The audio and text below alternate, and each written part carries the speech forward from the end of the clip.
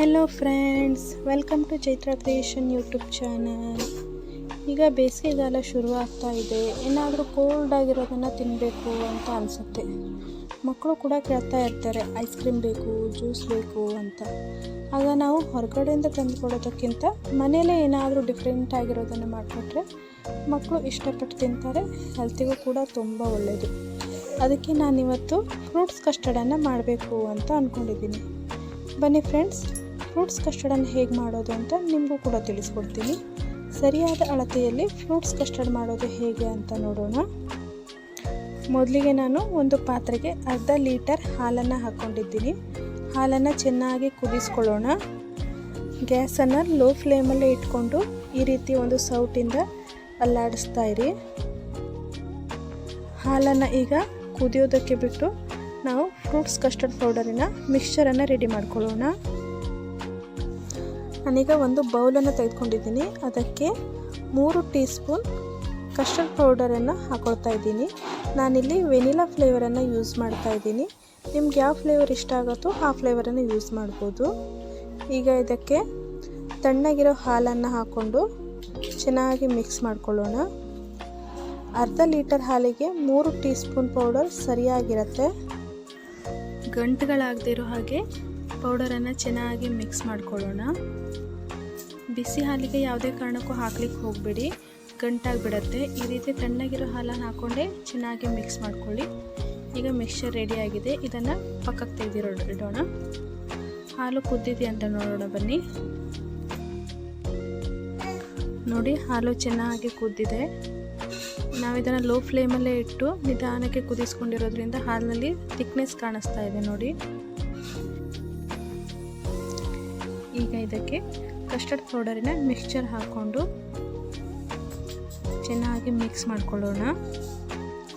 High flame ಮಾಡಬೇಡಿ, low ಫ್ಲೇಮಲ್ಲೇ ಇಟ್ಕೊಂಡು ಚೆನ್ನಾಗಿ ಮಿಕ್ಸ್ ಮಾಡ್ಕೊಳ್ಳಿ. ಅರ್ಧ ಲೀಟರ್ ಹಾಲಿಗೆ 3 ಟೀ ಸ್ಪೂನ್ ಸರಿಯಾಗಿರುತ್ತೆ. ಇಲ್ಲಾಂದರೆ ಜಾಸ್ತಿ ದಪ್ಪ ಆಗಿಬಿಡುತ್ತೆ. ನೋಡಿ, ಈಗ ಸರಿಯಾಗಿದೆ. ಹಾಲಿನ ಪಾತ್ರೆಗೆ ಡೈರೆಕ್ಟಾಗಿ ಪೌಡರ್ ಹಾಕ್ಕೊಳ್ಳಿಕ್ಕೆ ಹೋಗಬೇಡಿ, ಗಂಟಾಗಿಬಿಡತ್ತೆ. ಸಪ್ರೇಟಾಗಿ ಮಿಕ್ಸ್ ಮಾಡಿಕೊಂಡು ಆಮೇಲೆ ಹಾಕ್ಕೊಳ್ಳಿ. ಈಗ ಇದಕ್ಕೆ 1 ಬೌಲ್ ಸಕ್ಕರೆ ಹಾಕೋತಾ ಇದ್ದೀನಿ. ನಿಮ್ಗೆ ಸ್ವೀಟ್ ಜಾಸ್ತಿ ಬೇಕಂದರೆ ಜಾಸ್ತಿ ಕೂಡ ಹಾಕ್ಕೊಳ್ಬೋದು. ಕೆಲವೊಬ್ಬರಿಗೆ ಸಕ್ಕರೆ ಹಾಕಿದರೆ ಇಷ್ಟ ಆಗಲ್ಲ. ಸಕ್ಕರೆ ಇಷ್ಟ ಆಗಿಲ್ಲ ಅಂತಂದರೆ ನೀವು ಜೇನುತುಪ್ಪ ಕೂಡ ಯೂಸ್ ಮಾಡ್ಬೋದು. ಈಗ ಹಾಲು ಚೆನ್ನಾಗಿ ಕುದ್ದು ರೆಡಿಯಾಗಿದೆ ನೋಡಿ. ಈ ರೀತಿ ಸೌಟಿಗೆ ಹಿಡ್ಕೊಂಡ್ರೆ ಹಾಲು ರೆಡಿಯಾಗಿದೆ ಅಂತ ಅರ್ಥ. ಈಗ ಗ್ಯಾಸ್ ಆಫ್ ಮಾಡಿ ಬಿಸಿ ಆರೋದಕ್ಕೆ ಬಿಡೋಣ. ಈಗ ಬಿಸಿ ಆರಿದೆ. ಬಿಸಿ ಆರಿದ ತಕ್ಷಣ ಒಂದು 2 ಗಂಟೆಗಳ ಕಾಲ ಫ್ರಿಜ್ಜಲ್ಲಿ ಇಟ್ಕೊಳ್ಳಿ. ಈಗ 2 ಗಂಟೆಗಳ ಕಾಲ ಫ್ರಿಜ್ಜಲ್ಲಿ ಇಟ್ಟು ನಾನೀಗ ಇದನ್ನು ತೆಗೆದಿದ್ದೀನಿ. ನಾನು ಮೊದಲೇ ಹಣ್ಣುಗಳನ್ನು ಚಿಕ್ಕದಾಗಿ ಕಟ್ ಮಾಡಿ ಇಟ್ಕೊಂಡಿದ್ದೀನಿ. ನಿಮ್ಮ ಹತ್ರ ಯಾವ ಹಣ್ಣು ಅವೈಲೇಬಲ್ ಇದೆಯೋ ಆ ಹಣ್ಣನ್ನು ಯೂಸ್ ಮಾಡ್ಕೊಳ್ಬೋದು. ಈ ಥರದ್ದೇ ಹಣ್ಣನ್ನು ಹಾಕಬೇಕು ಅಂತ ಏನಿಲ್ಲ. ನಿಮ್ಗೆ ಯಾವ ಹಣ್ಣು ಇಷ್ಟ ಆಗುತ್ತೋ ಅದನ್ನು ಹಾಕ್ಕೊಳ್ಳಿ. ಈ ರೀತಿ ಚಿಕ್ಕದಾಗಿ ಕಟ್ ಮಾಡಿಕೊಂಡು ಹಾಲಿಗೆ ಹಾಕ್ಕೊಂಡು ಚೆನ್ನಾಗಿ ಮಿಕ್ಸ್ ಮಾಡಿಕೊಳ್ಳಿ. ಫ್ರೂಟ್ಸ್ ಎಲ್ಲ ಮಿಕ್ಸ್ ಮಾಡಿಕೊಂಡು ನಾನು ಇದನ್ನು ಮತ್ತೆ ಫ್ರಿಜ್ಜಲ್ಲಿ ಇಡ್ತಾ ಇದ್ದೀನಿ.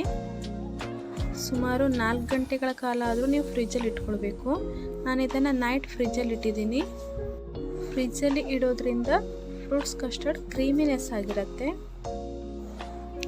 ನೋಡಿ. ಈಗ ನಾನು ಫ್ರಿಜ್ಜಲ್ಲಿ ಇಟ್ಟು ತೆಗೆದಿದ್ದೀನಿ. ಫ್ರೂಟ್ಸ್ ಮಿಕ್ಸ್ ಮಾಡುವಾಗ ನೋಡಿ ಎಷ್ಟು ತೆಳ್ಳಗಿತ್ತಲ್ಲ, ಈಗ ನೋಡಿ ಎಷ್ಟು ದಪ್ಪ ಆಗಿದೆ ಅಂತ. ನಿಮಗೆ ಇನ್ನೂ ಕ್ರೀಮಿನೆಸ್ ಬೇಕಂತ ಅಂದರೆ ಫ್ರೆಶ್ ಕ್ರೀಮ್ ಕೂಡ ಯೂಸ್ ಮಾಡ್ಬೋದು. ಈಗ ಫ್ರೂಟ್ಸ್ ಕಸ್ಟರ್ಡ್ ರೆಡಿಯಾಗಿದೆ. ಇದನ್ನು ನಾವು ಒಂದು ಬೌಲಿಗೆ ಸರ್ವ್ ಮಾಡ್ಕೊಳ್ಳೋಣ.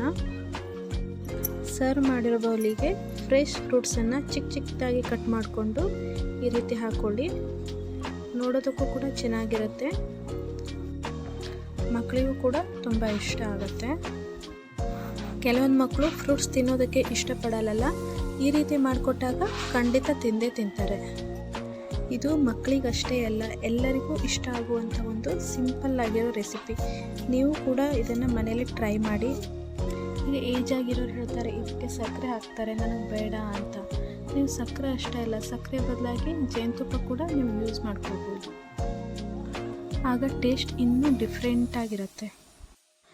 ನೀವು ಇದನ್ನು ಸ್ವಲ್ಪ ಜಾಸ್ತಿನೇ ಮಾಡಿ ಫ್ರಿಜ್ಜಲ್ಲಿ ಇಟ್ಕೊಂಡ್ರೆ ಮಕ್ಕಳು ಕೇಳಿದಾಗೆಲ್ಲ ಕೊಡ್ಬೋದು. ನೀವು ಇದನ್ನು ಮನೇಲಿ ಒಂದು ಸರಿ ಟ್ರೈ ಮಾಡಿ ಮಕ್ಕಳಿಗೆ ಕೊಡಿ, ಮಕ್ಕಳಿಗೆ ಖಂಡಿತ ಇಷ್ಟ ಆಗೇ ಆಗುತ್ತೆ. ನಾನು ಮಾಡಿರೋ ಈ ರೆಸಿಪಿಯಲ್ಲಿ ನಿಮ್ಗೆ ಏನೇ ಡೌಟ್ಸ್ ಇದ್ದರೂ ಕಮೆಂಟ್ ಬಾಕ್ಸ್ನಲ್ಲಿ ಕಮೆಂಟ್ ಮಾಡಿ.